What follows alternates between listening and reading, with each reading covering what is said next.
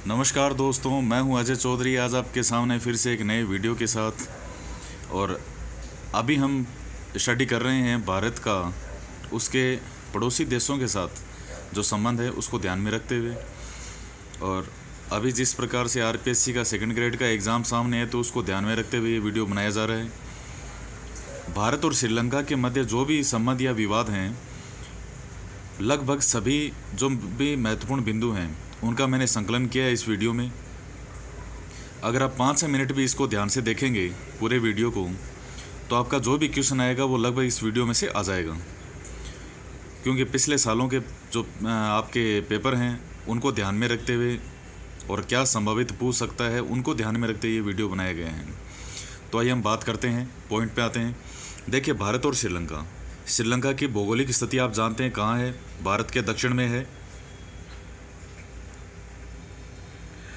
अब देखिए, जो श्रीलंका है ये 1948 में आज़ाद हुआ था।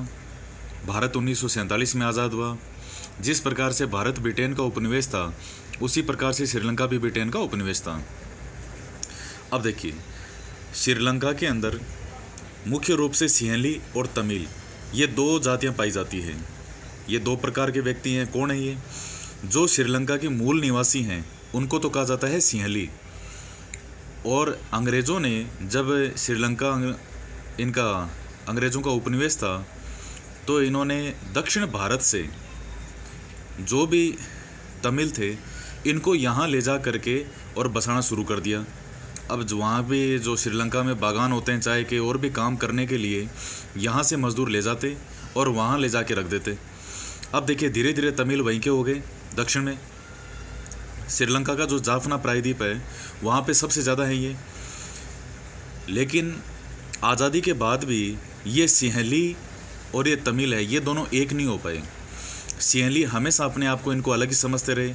वहाँ जो भी सरकार बनी वो सिंहलियों की बनी। जो तमिल हैं इनके साथ भेदभाव किया जाने लगा, अन्याय हुआ। स्कूल कॉलेज वो भी इनके लिए नहीं खोले गए। तो जब इतना इन पे अत्याचार होगा तमिलों पे जो कि श्रीलंका में रह रहे हैं, तो फिर लिट्टे की उत्पत्ति होगी। वहाँ के कुछ प्रमुख व्यक्ति थे, उन्होंने मिलकर के और लिट्टे का निर्माण कर लिया। जो लिट्टे था उसने संघर्ष के माध्यम से हथियारों के बल पर अपना हक लेना चाहा। तो अब देखिए, छोटी सी चीज़ें हैं, बेसिक चीज़ें हैं। अब भारत और श्रीलंका के मध्य कुछ समझौते हुए।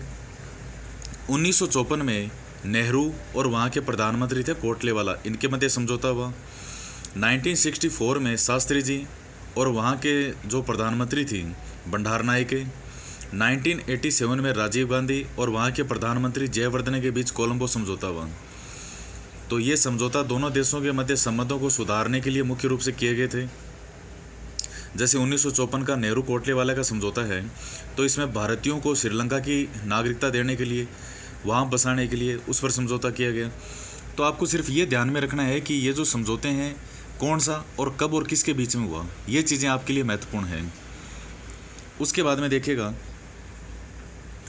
2009 में जो लिट्टे का प्रमुख था प्रभाकरण, इसकी हत्या हो गई और श्रीलंका और लिट्टे के बीच में जो संघर्ष था वो समाप्त हो गया। ऑपरेशन पवन क्या है? तो ऑपरेशन पवन है कि लिट्टे से मुक्त श्रीलंका, यानी श्रीलंका को इस लिट्टे नामक जो संगठन है, एक प्रकार का वहाँ का आतंकवादी संगठन कह सकते हैं इसको, तो भारत ने इनसे मुक्ति के लिए ये प्रयास किया। और जो अभियान, जो ऑपरेशन चलाया गया था 1987 में, उस समय भारत के प्रधानमंत्री राजीव गांधी थे। और इस चीज़ की कीमत राजीव गांधी को अपनी मृत्यु के द्वारा चुकानी पड़ी, ये जानते हैं आप। अब देखिए, उसके बाद में हम पढ़ते हैं भारत और श्रीलंका के मध्य कुछ विवादों के बारे में। सबसे पहला है कच्चातिबू विवाद। तो देखिए, ये द्वीप है कहाँ पे? ये पाक जलडमरू मध्य में है, जाफना तट के पास में, जो कि भारत और श्रीलंका के मध्य स्थित है। इसकी स्थिति देखिए आप। ये देखिए, ये भारत और श्रीलंका है और ये श्रीलंका का जाफना प्रायद्वीप है। जाफना प्रायद्वीप के बीच में ये जो आपको येलो कलर का स्टार दिखाई दे रहा है, ये है कच्चातिबू द्वीप। इस द्वीप को लेकर के दोनों देशों में विवाद चल रहा था।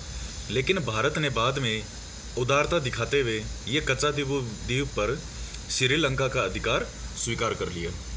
उसके बाद में हम्बनतोता, तो देखिए श्रीलंका ने चीन को, जो कि श्रीलंका के दक्षिण भाग में है, यहाँ पर बंदरगाह बनाने की इजाज़त दी है चीन को कि आप आइए, और चीन इसको सैनिक अड्डे के रूप में इस्तेमाल कर रहा है और वो निश्चित रूप से करेगा भारत को घेरने की नीति के तहत। तो ये चीज़ भारत के लिए बहुत ज़्यादा नुकसानदायक है। आपको ध्यान में रखना है कि हम्बनतोता है कहाँ पे, श्रीलंका में, इससे बाहर वो नहीं पूछता। उसके बाद में देखिएगा, और ये दिया किसको है, श्रीलंका ने चीन को दिया है हम्बनतोता बंदरगाह, कि आइए और यहाँ जो करना है करिए, बंदरगाह का निर्माण करिए, सैनिक हवाई अड्डा बनाना है जो बनाइए। उसके बाद में देखिए भारत और श्रीलंका के बीच ज्ञान पहल समझौता हुआ था 2010 में।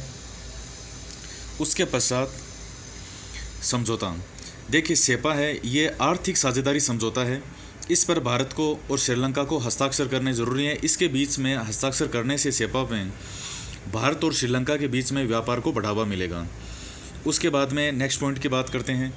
मुक्त व्यापार समझौता 2000 में इंडिया और श्रीलंका के मध्य हुआ। उसके पश्चात भारतीय शांति सेना जो है उसने 1987 में राहत अभियान चलाया था श्रीलंका में। तो उस अभियान का नाम था ऑपरेशन मुमलाई। तो ऑपरेशन ईगल मुमलाई या ऑपरेशन मुमलाई के नाम से इसको जाना जाता है। और संयुक्त राष्ट्र मानवाधिकार जो परिषद है, इसके द्वारा 21 मार्च 2013 को श्रीलंका पर मानवाधिकार उल्लंघन का आरोप लगाया गया और भारत ने भी इसके विरुद्ध मत किया कि हाँ श्रीलंका ने इसका उल्लंघन किया है मानवाधिकार का, जबकि चीन और पाक ने श्रीलंका के मत में अपना वोट दिया कि नहीं, श्रीलंका ने नहीं किया। तो ये देखिए, ये श्रीलंका और भारत के मध्य कुछ महत्वपूर्ण बिंदु थे। सिंहली हैं, तमिल हैं। सिंहली मूल रूप से श्रीलंका के रहने वाले हैं, तमिल है वो हमारे यहाँ से गए हैं। और 1954 में नेहरू कोटले वाला समझौता, 1964 में शास्त्री भंडारनाइके समझौता। वैसे 1974 में इंदिरा गांधी और भंडारनाइके के बीच में भी समझौता था। 1987 में राजीव गांधी और जयवर्धने के बीच कोलंबो समझौता।